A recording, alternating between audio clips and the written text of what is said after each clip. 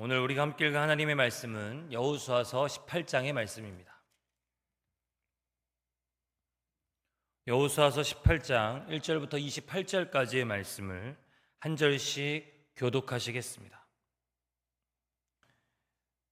이스라엘 자손의 온 회중이 실로에 모여서 거기에 회막을 세웠으며 그 땅은 그들 앞에서 돌아와 정복되었더라.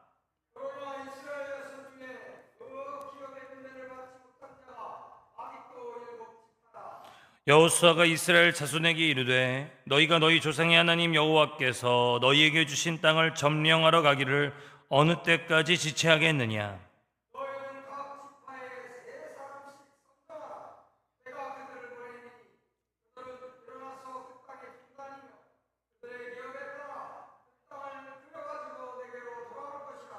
그들이 그 땅을 7부분으로 나누되 유다는 남쪽 자기 지역에 있고 요셉의 족속은 북쪽 위에 있는 그들 지역에 있으니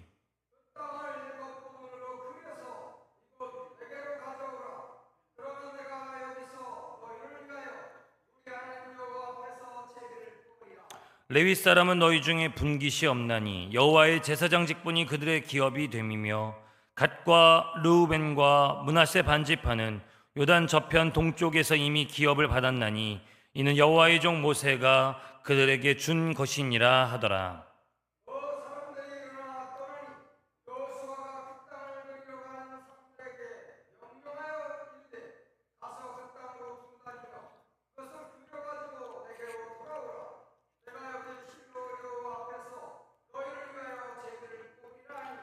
그 사람들이 가서 그 땅으로 두루 다니며 성읍들을 따라서 7부분으로 책에 그려서 실로 진영에 돌아와 여호수아에게 나아오니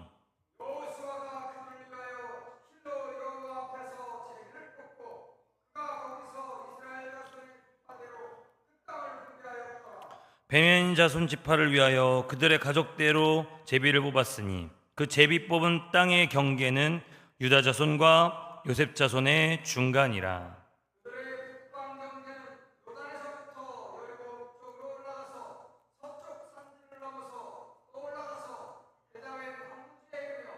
또 그 경계가 거기서로부터 루스로 나아가서 루스 남쪽에 이르나니 루스는 곧 베델이며 또 그 경계가 아다롯 앗달로 내려가서 아래 베토롯 남쪽산 곁으로 지나고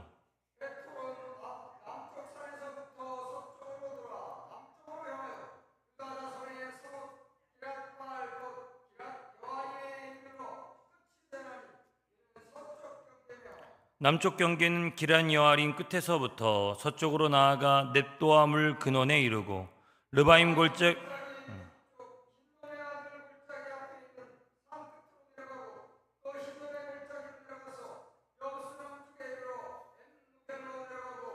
또 북쪽으로 접어들어 엔세메스로 나아가서 아돔밈 비탈 맞은편 글릴로스로 나아가서 루벤 자손 보안의 돌까지 내려가고 또 북으로 벳호글라 곁을 지나서 요단 남쪽 끝에 있는 염해의 북쪽 해만이 그 경계의 끝이 되나니 이는 남쪽 경계며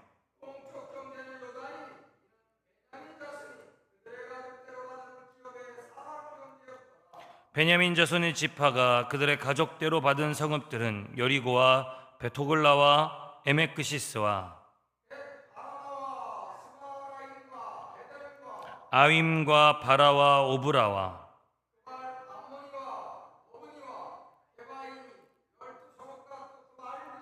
기브온과 라마와 부에롯과 레겜과 이르브엘과 다를라와 셀라와 엘렙과 여부스 곧 예루살렘과 기브앗과 기레아시니 14성읍이요 또 그 마을들이라. 이는 베냐민 자손이 그들의 가족대로 받은 기업이었더라. 아멘. 이제 본격적인 무더위가 시작됐습니다. 우리 물론 그 전부터 더웠기도 했지만 우리 새벽 예배자들의 건강을 그 영혼육의 강건함을 우리 하나님께서 날마다 지켜주시기를 주님의 이름으로 축복합니다. 우리는 어제까지 여호수아 17장까지 요단강 동편의 지파들 루벤, 갓, 므낫세 반지파의 땅 분배가 끝났음을 확인했습니다. 그리고 유다 지파, 또 요셉 지파로 표현된 에브라임과 나머지 므낫세 반지파의 땅 분배까지도 17장으로 다 끝이 났죠. 여러분, 우리가 어저께도 살펴봤지만 그들의 땅 분배는 항상 믿음을 요구했습니다. 그 믿음은 하나님께서 그들과 함께 하시리라는 믿음이었습니다. 왜냐하면 그들이 분배받은 땅에 여전히 가나안 족속이 살고 있었기 때문이죠. 그래서 유다 지파의 대표되는 갈렙은 믿음으로 선언합니다. 이 산지를 내게 주소서. 모세가 내가 밟는 땅은 다 내 땅이 되게 하겠다고 약속했습니다. 라고 자신의 친구이자 평생의 동역자였던 여호수아에게 이렇게 요청합니다. 여러분 아시다시피 갈렙과 여호수아는 이 이스라엘 공동체 안에 어마어마한 지분과 영향력이 있습니다.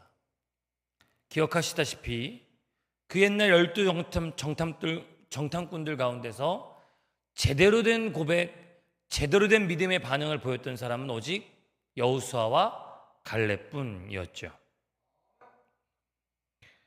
광야 1세대들 가운데 대제사장이었던 모세의 아들 엘르아살과 그리고 더불어 유일하게 죽지 않고 살아남아 가나안 땅을 밟았던 사람이 바로 여호수아와 갈렙이었습니다. 그러니 갈렙은 충분히 그리고 얼마든지 유다 지파 내에서 얻기 쉬운 땅, 더 비옥한 땅을 차지할 수 있었겠지요.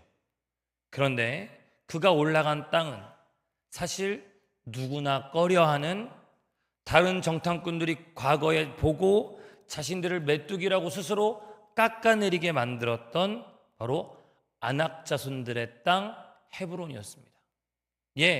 말만 하면 쉬운 데 얻을 수 있었는데, 말만 하면 더 비옥한 데 얻을 수 있었는데, 그만큼 그런 영향력이 됐는데도 불구하고 이 산지를 내게 주소서 하고 그가 나아갔던 그 땅은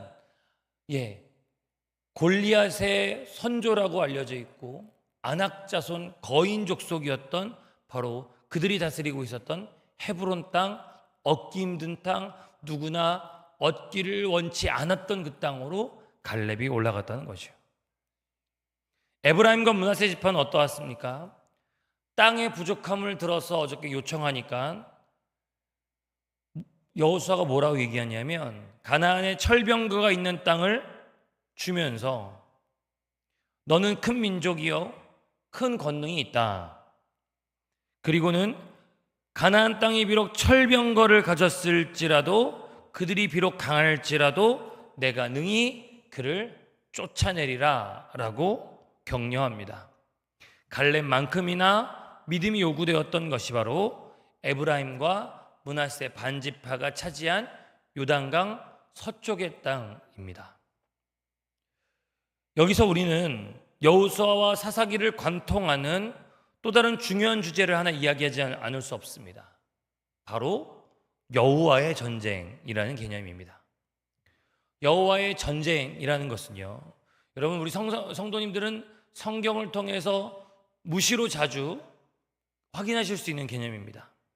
여호와께서 직접 싸우시는 전쟁 또는 여호와께서 명령하시고 그들을 도우시는 전쟁이 바로 여호와의 전쟁입니다. 출애굽하는 과정에서 아말렉과 싸울 때 평생을 노예로 살았던 이스라엘이 칼 잡는 법, 창 잡는 법도 몰랐던 바로 그런 이스라엘이 아말렉과 싸울 때 여러분 어떤 일이 일어납니까? 모세가 손을 들면 이기고 힘이 빠져서 손이 내려가면 전쟁에서 졌습니다. 모세 인내심 테스트 하시는 걸까요? 전혀 그렇지 않습니다. 이 전쟁이 바로 누구에게 속했냐? 바로 하나님께 속했다는 것을 보여주는 것이 모세가 기도할 때 무기와 전술과 전략에서 다 지르고 있음에도 불구하고 그저 기도하는 자들이 손을 들어 기도할 때 하나님이 역사하신다는 걸 보여준 게 바로 그 출애굽기 17장 여호와의 전쟁이었습니다. 사실 이스라엘 백성들이 가나안 땅을 들어왔을 때 그들이 가지고 있는 기구들은 기껏해야, 여러분 우리 청동기 시대, 철기 시대 이런 걸 배우셨지 않습니까? 청동이었습니다. 청동은 또 무르기 그지 없어서 돌 갈아서 싸우던 것이 바로 인류사의 보편적인 어떤 기구 사용이었습니다. 게다가 그들은 기반이 되는 땅도 없었습니다. 군대를 훈련할 장소도 없었습니다. 전략 전술을 준비할 정보도 없었습니다. 그런데 상대는 철제 무기를 들고 있고, 지금으로 치자면 탱크에 비하는 바로 철병거를 가지고 군대들이 자신만만하게 준비하고 있었던 나라입니다. 절대 이길 수 없는 싸움입니다. 싸움도 되지 않을 일입니다. 그러나 여러분, 여리고성이 어떻게 무너졌는지 기억하실 것입니다. 이스라엘의 전략 전술, 기가 막힌 무기, 여리고성을 내부로부터 무너뜨리는 이간책, 이거 다 아니었습니다. 전 세계 병법서에 나온 그 어떤 것으로도 여러분, 여리고성 점령은 설명되지 않습니다. 왜 그렇습니까? 여리고성 점령에 필요한 전략은 오직 하나님이셨기 때문입니다. 이 여리고성을 무너뜨리기 전에 하나님 여호수아에게 계속해서 반복적으로 어떤 이야기를 하십니까? 두려워하지 말라, 놀라지 말라, 내가 어디로 가든지 내 하나님 여호와가 너와 함께 하신다 라고 말씀하셨습니다. 그래서 여호수아에게 요구한 것이 바로 1장입니다. 우리 1장 7절과 9절 좀 찾아가 보시겠습니다. 여호수아서 1장 7절과 9절 같이 찾아서 읽겠습니다.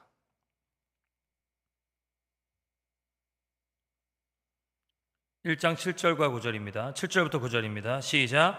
오직 강하고 극히 담대하여 나의 종 모세가 내게 명령한 그 율법을 다 지켜 행하고 우로나 좌로나 치우치지 말라. 그리하면 어디로 가든지 형통하리니 이 율법책을 내 입에서 떠나지 말게 하며 주야로 그것을 묵상하여 그 안에 기록된 대로 다 지켜 행하라. 그리하면 내 길이 평탄하게 될 것이며 내가 형통하리라.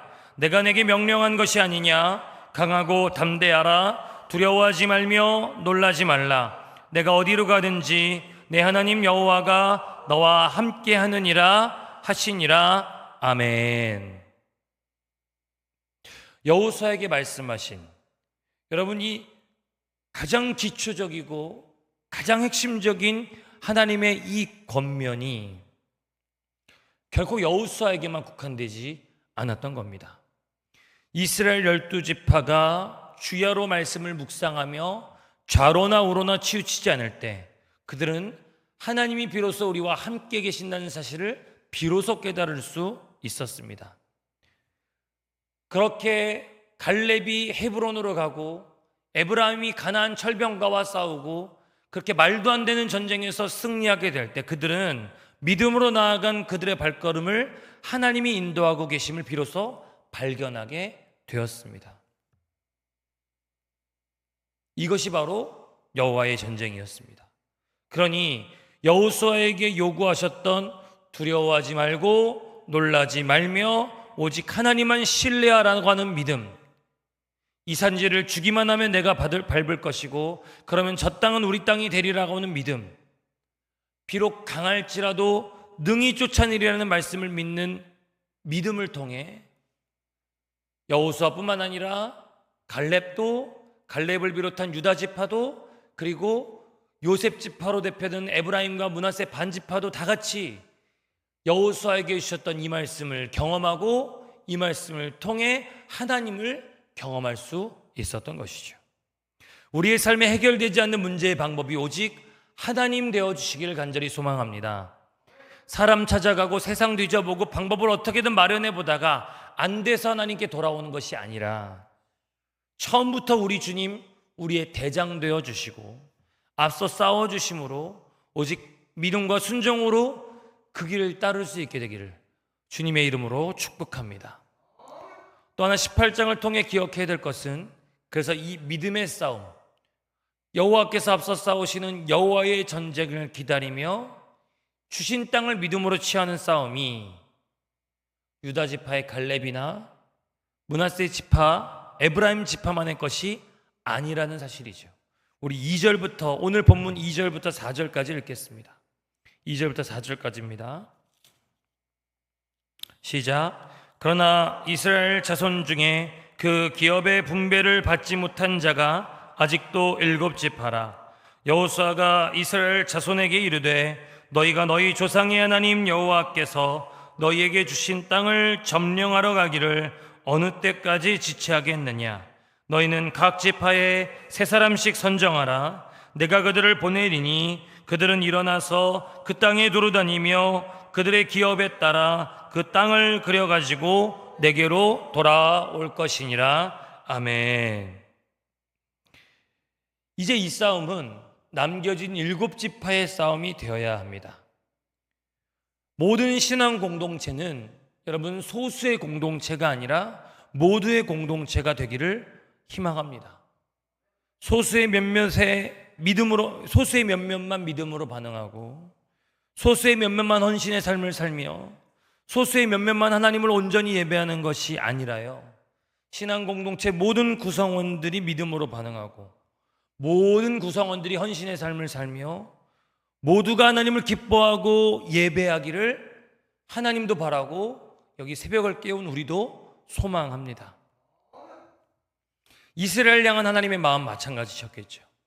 유다지파, 요셉지파만 활약하는 이스라엘 하나님 원치 않으셨습니다.